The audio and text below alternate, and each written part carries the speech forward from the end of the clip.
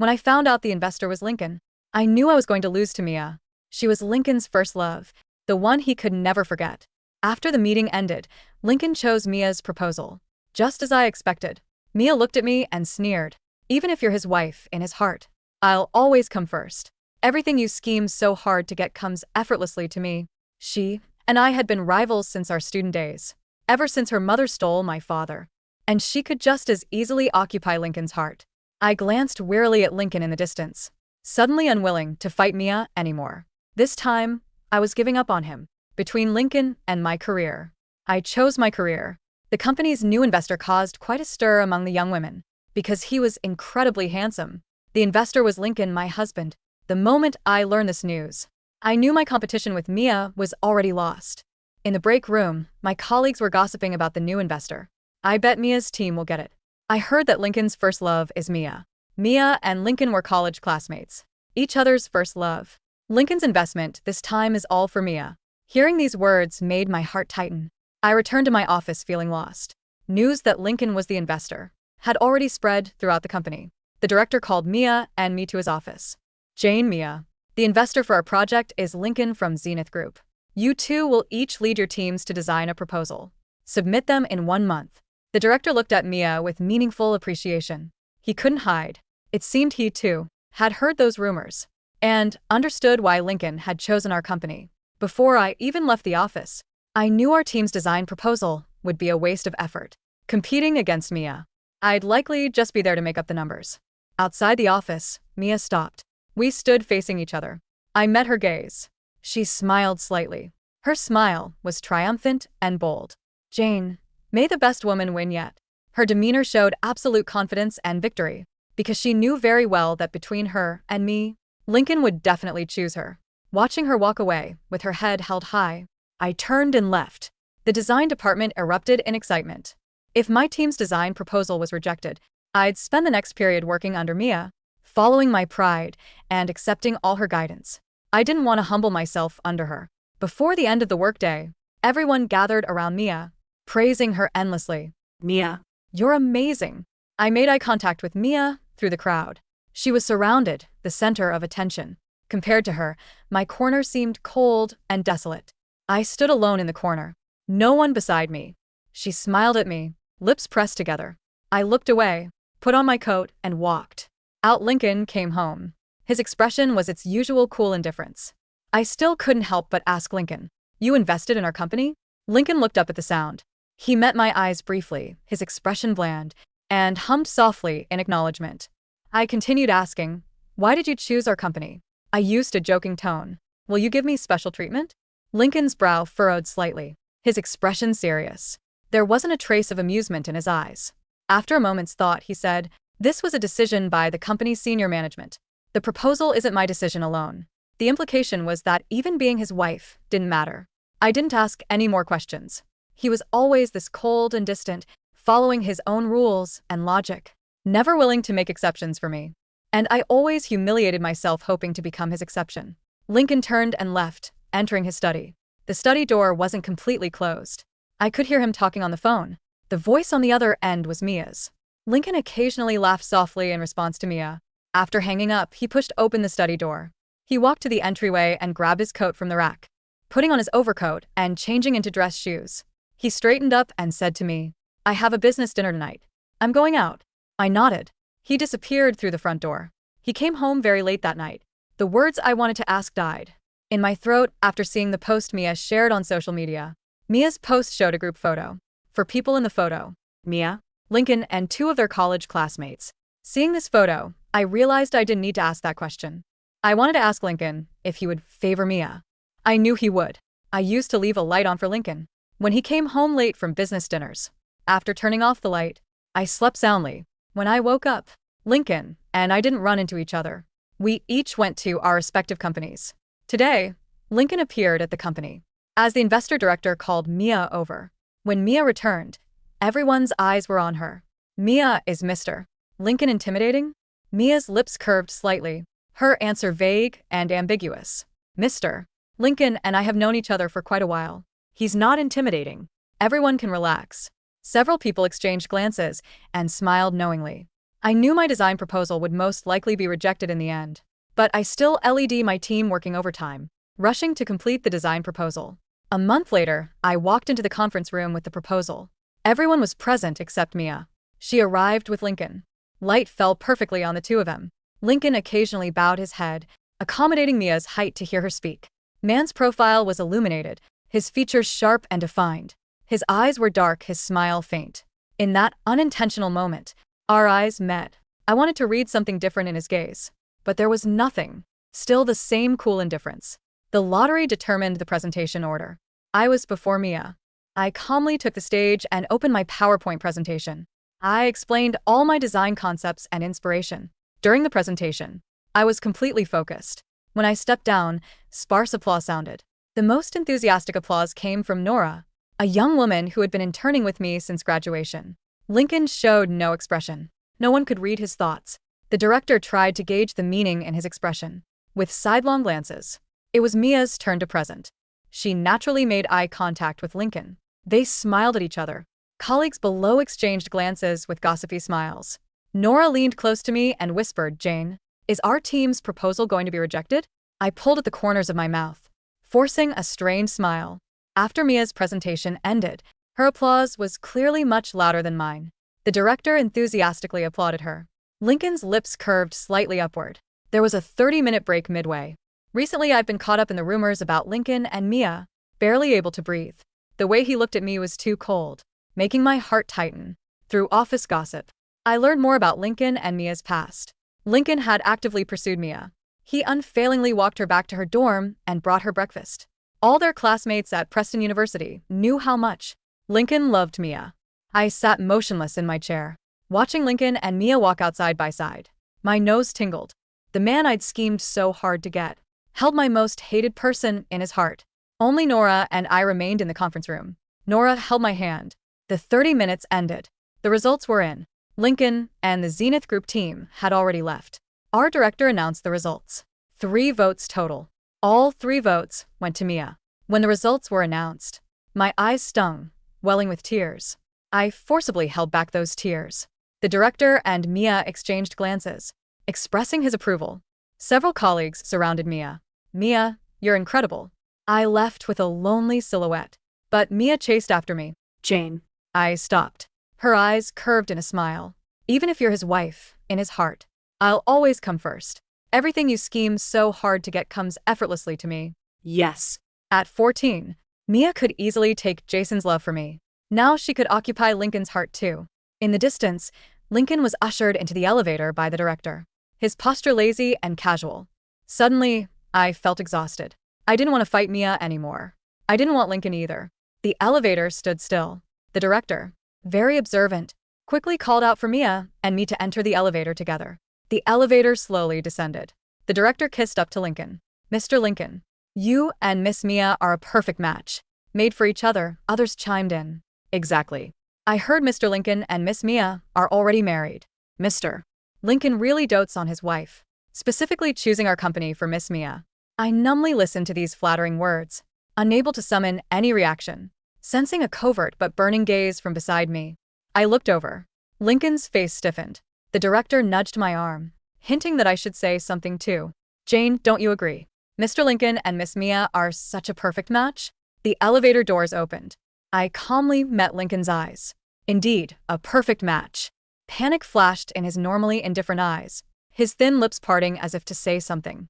The elevator doors slid open with a soft, metallic chime. Before Lincoln could speak, before he could even fully process the quiet devastation in my voice, I stepped out into the lobby.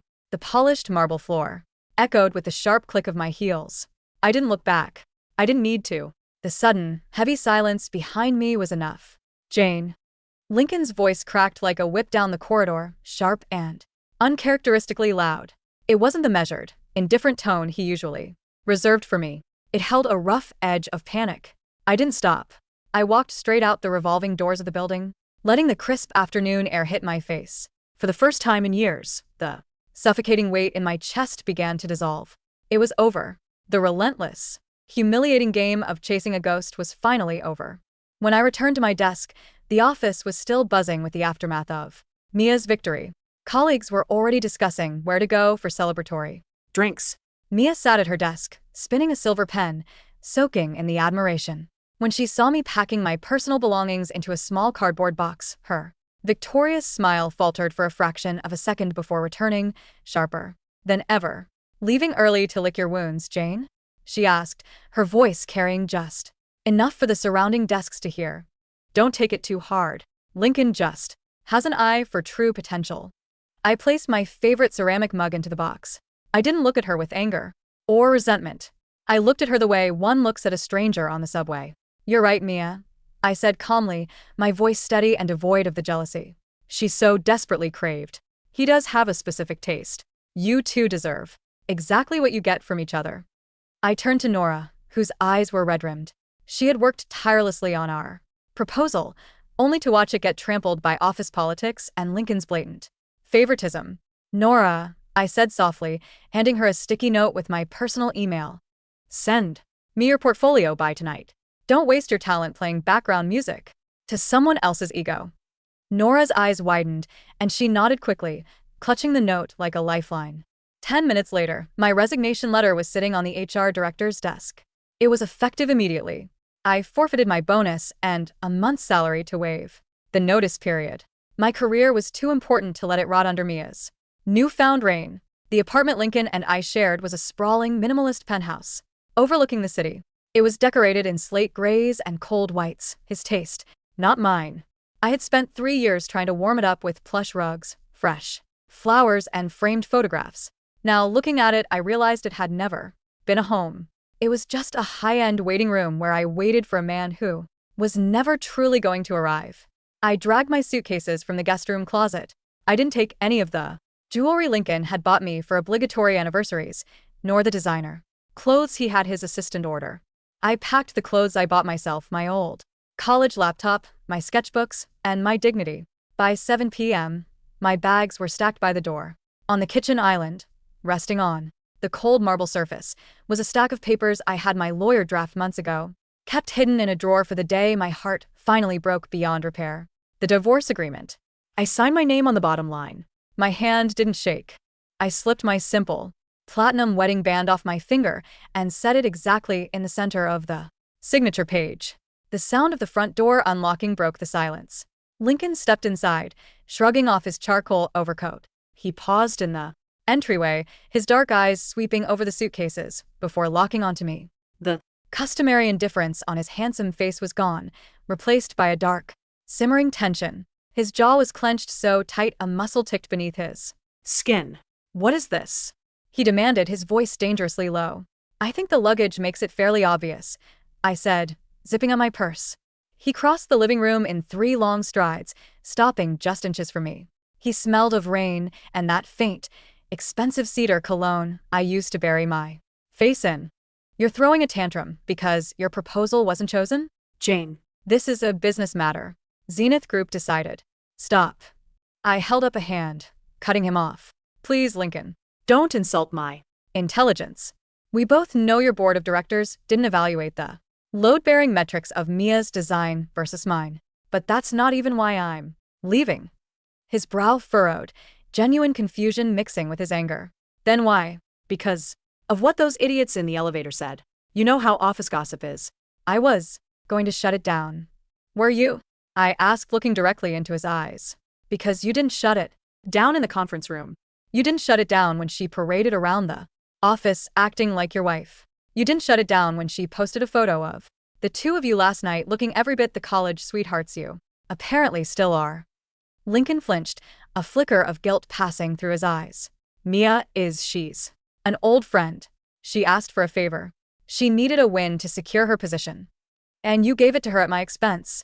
I finished for him, just like my father gave his entire life to her mother at my mother's expense. You knew my history with her, Lincoln. Out of all the people in the world, you knew exactly what it would do to me to be humiliated by her again. And you didn't care." "Jane, I didn't think." "I know. You never think about me." I stepped around him, walking toward the kitchen island. "Which is why I've done the thinking for both of us." Lincoln followed me, his eyes landing on the papers and the platinum ring resting on top. All the color drained from his face. For the first time in our 3-year marriage.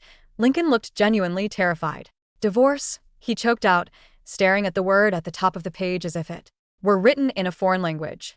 Jane, you can't be serious.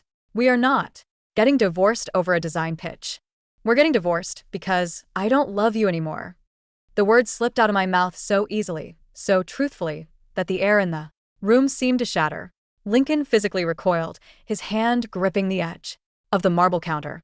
You're lying, he said, his voice trembling slightly. You're just angry. I was angry yesterday. Today, I'm just tired. I picked up the handle of my suitcase. I've left you the house, the cars, and the joint accounts. I only want what I brought into this marriage. Sign the papers, Lincoln. Have your lawyer contact mine. Jane, wait. Let's talk about this. I'll pull the investment. I'll fire her. Don't. Don't ruin her project. If you do, she'll just say I forced you to do it. Out of jealousy. Let her build it. Let her show the world exactly what she's capable of. I walked to the door and opened it. I looked back at him one last time. He looked utterly lost, standing alone in the massive, cold apartment. Goodbye, Lincoln. The door clicked shut behind me. 2 months later. The transition wasn't easy, but the absence of Lincoln's emotional ghost made my mind sharper than it had been in years. I didn't wallow. I poured every ounce of my heartbreak into my portfolio. Within 2 weeks of leaving, I was hired as a senior lead architect at Vanguard, Zenith Group's biggest and most aggressive competitor. My new boss, a sharp-witted woman named Elena, took one look at my discarded designs and offered me the position on the spot. A week later, Nora marched into Vanguard's lobby with a box of her things. Having quit my old firm in a blaze of glory, she became my direct assistant and, together, we began building a new empire. Meanwhile, whispers from my old company began to trickle in through the industry. Grapevine. Mia's project, the one Lincoln had blindly championed, was a disaster. Mia had always been excellent at conceptualizing flashy, emotionally manipulative aesthetics, but she possessed zero foundational knowledge of structural engineering or budget allocation. In our college days, she got away with it because she charmed the TAs into doing her math. In the professional world, gravity and steel didn't care about a pretty smile. Her chosen materials were wildly over budget. Her timeline was lagging by weeks. The Zenith Group's engineering team was reportedly tearing their hair out because Mia's blueprints were physically impossible to build without violating city safety codes. I heard these rumors, but I didn't care. I was too busy leading Vanguard's bid for the city's new cultural arts center, a massive $500 million government contract. It was the crown jewel of the decade, and every major firm in the country was fighting for it, including Zenith Group. It was a Friday evening when I saw him again. Vanguard was hosting a high-profile charity gala, and as the lead designer for their biggest upcoming pitch, I was required to attend. I wore a floor-length, emerald silk gown that clung to my curves, my hair swept up in a sophisticated twist. I felt powerful, radiant, and entirely my own person. I was laughing with Elena near the champagne tower when the air in the room seemed to shift. I turned my head. Lincoln had just walked into the ballroom. He looked thinner. The sharp planes of his face were more pronounced, and there were dark circles under his usually piercing eyes. Beside him, clinging to his arm like a barnacle, was Mia. She wore a dress that looked suspiciously like a wedding gown, clearly playing up the rumor that they were married. The moment Lincoln's eyes locked onto me, he froze. He didn't blink. He just stared, looking as if the breath had been knocked out of his lungs. He took a step toward me, but Mia tugged on his arm, whispering something in his ear with a triumphant smirk aimed in my direction. Is that your ex-husband? Elena asked softly, sipping her drink. I had been transparent with her about my past when she hired me. Almost ex, I corrected. He's been dragging his feet on signing the papers. Coward, Elena scoffed. Do you want me to have security escort them out? No, I smiled, a genuine predator smile. Let them stay. It's good for them to see what they're up against next month at the city bidding. I spent the next hour networking, deliberately ignoring the burning gaze that followed me across the room. I was talking to the city's deputy mayor when Mia finally couldn't take it anymore. She practically dragged Lincoln over to our circle. Jane, Mia chirped, her voice dripping with artificial sweetness. I didn't expect to see you here. I heard you downgraded to Vanguard after you quit. Such a shame you couldn't handle the pressure at our firm. The deputy mayor raised an eyebrow, sensing the sudden hostility. I turned slowly, letting my eyes sweep over Mia with absolute indifference. Before landing on Lincoln, he looked miserable, his jaw tight, his eyes silently pleading with me. "Hello, Mia," I said smoothly. "I see you're still relying on someone else to drag you into rooms you haven't earned the right to be in." Mia's face flushed scarlet. "Excuse me? At least I'm currently leading Zenith's flagship project. Lincoln and I have been working very closely, night and day." "Really?" She leaned into Lincoln's shoulder, smiling sweetly up at him. "Isn't that right, honey?" The silence that followed was deafening. The surrounding guests, aware of the rumors, watched with bated breath. Lincoln slowly turned his head to look at Mia. His eyes, usually indifferent, were now blazing with a cold, terrifying fury. He gently but forcefully unhooked her hands from his arm. "Mia," Lincoln said, his voice carrying clearly across the quieted room. "Do not Call me that. We are not married. We are not together. And frankly, given that your current project is 30% over budget and fundamentally, structurally flawed, we are barely even professional colleagues at this point." Gasps rippled through the eavesdropping crowd. Mia stepped back as if she had been slapped, her face draining of all color. "Lincoln, what are you doing? We've known each other since college. You love." "I was indebted to your father for helping mine." Lincoln cut her off, his voice merciless. "I gave you this project as a final favor to clear that debt. A Mistake I deeply regret, as my engineers have spent the last month trying to fix your incompetent blueprints." He didn't look at her anymore. He turned his gaze entirely to me and the ice in. His eyes melted into something so desperate and raw it made my breath catch. "Jane," he said softly, ignoring the hundreds of people staring at us. "Can we please talk?" Mia burst into tears and fled the ballroom. A month ago, I would have savored her humiliation. Today, I just felt exhausted by the sheer childishness of it. all. "Excuse me, Deputy Mayor," I said politely, setting my champagne glass on a passing waiter's tray. I looked at Lincoln. 5 minutes. On the terrace. I walked outside into the cool night air, the city lights glittering below us. Lincoln followed, shutting the glass doors behind him to block out the stares of the crowd. "Jane," he breathed out, stepping toward me. He looked at me as if I were water, and he had been dying of thirst. You look incredible."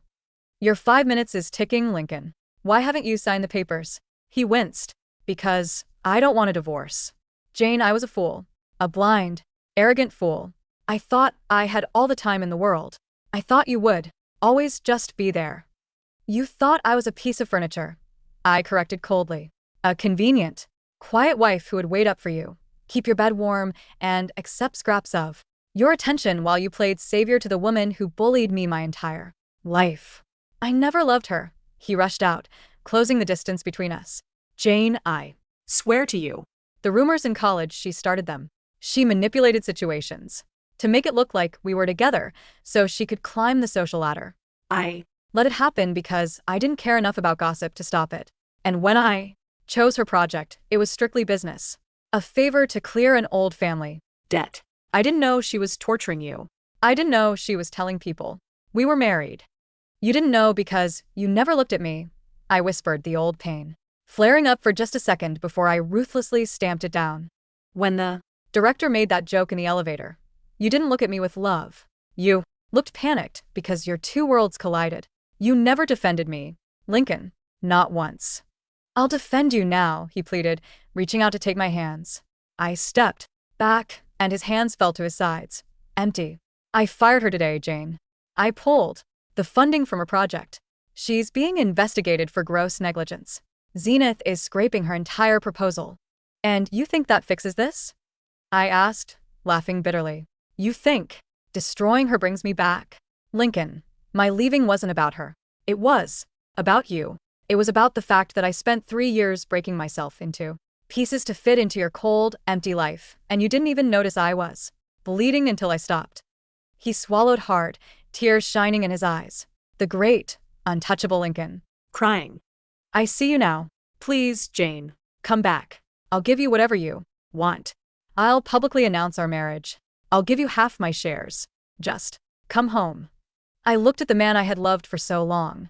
I looked at his handsome face, his desperate eyes, his trembling hands. And I realized with absolute certainty that I felt nothing. The fire was out. There wasn't even ash left. I am home, Lincoln, I said softly. I built it myself. My lawyer will send over a motion to compel if you don't sign those papers by Monday. Don't make this ugly. Keep whatever dignity you have left. I turned around and walked back into the warmth of the ballroom. I didn't look back to see him standing alone in the cold. 6 months later, the main auditorium of the City Planning Commission was packed to the brim. Reporters, architects, and city officials filled the seats. Today was the final announcement for the Cultural Arts Center bid. I sat in the front row with Elena and Nora, my heart beating in a steady, confident rhythm. I had poured my soul into this design. It wasn't just a building, it was a testament to resilience, utilizing light, open spaces, and unbreakable foundational strength. It was everything I was. Across the aisle sat the Zenith Group delegation. Lincoln was in the center. He looked ragged, a shadow of the untouchable CEO he used to be. The divorce had been finalized 4 months ago. He had signed the papers the Monday after the gala, along with a letter apologizing for everything. I hadn't read the letter. I had just put it in the shredder. Mia was nowhere to be seen. Last I heard, her reputation in the industry was completely destroyed after the Zenith disaster, and she had moved back to our hometown in disgrace, entirely dependent on the man she had stolen from my mother. It was a fitting, pathetic end to her story. The mayor stepped up to the podium, tapping the microphone. Ladies and gentlemen, his voice boomed through the hall. We have seen incredible proposals this year, but one firm stood out. One design managed to capture the exact spirit of rebirth, strength, and community that this city needs. Nora grabbed my hand, squeezing tight. The contract for the new Cultural Arts Center goes to Vanguard Design, led by Chief Architect Jane Vance. The room erupted into applause. Nora screamed, hugging me tightly, while Elena beamed with pride. I stood up, smoothing down my suit, a genuine, uncontrollable smile breaking across my face. As I walked toward the stage to shake the mayor's hand, my eyes accidentally met Lincoln's across the aisle. He was clapping slowly, his eyes filled with a mixture of profound regret and overwhelming awe. He was looking at me not as a wife he neglected, nor as a rival he underestimated. He was looking at me as the most brilliant thing in the room, a star he had foolishly let slip from his sky. He mouthed the words, "I'm sorry. I'm so proud of you." I held his gaze for a fraction of a second. I didn't nod. I didn't sneer. I just smiled, a calm, peaceful smile, and then I looked away, breaking the tether between us forever. I stepped onto the stage, the bright lights washing over me. The crowd cheered, the cameras flashed, and for the first time in my life, I wasn't standing in anyone's shadow. I was standing entirely in my own light, and it was blinding.